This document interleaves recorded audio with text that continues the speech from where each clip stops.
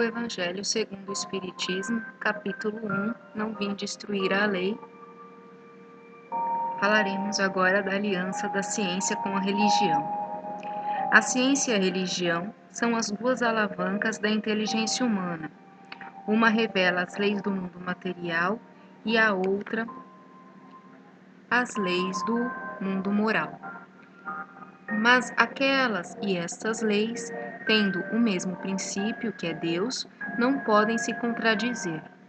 Se umas forem a negação das outras, umas estarão necessariamente erradas e as outras certas, porque Deus não pode querer destruir a sua própria obra. A incompatibilidade que se acredita existir entre essas duas ordens de ideias provém de uma falha de observação e do excesso de exclusivismo de uma e de outra parte. Disso resulta um conflito que originou a incredulidade e a intolerância.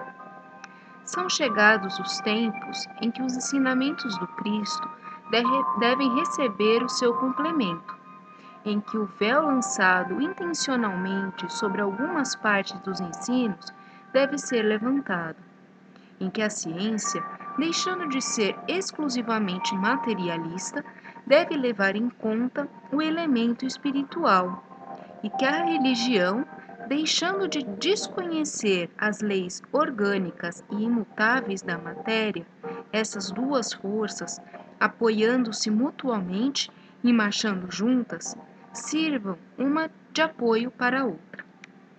Então a religião, não mais desmentida pela ciência, adquirirá uma potência indestrutível, porque estará de acordo com a razão, e não se lhe poderá opor à lógica irresistível dos fatos. A ciência e a religião não puderam entender-se até agora, porque encarando cada uma as coisas do seu ponto de vista exclusivo, repeliam-se mutuamente. Era necessária alguma coisa para preencher o espaço que as separava, um traço de união que as ligasse.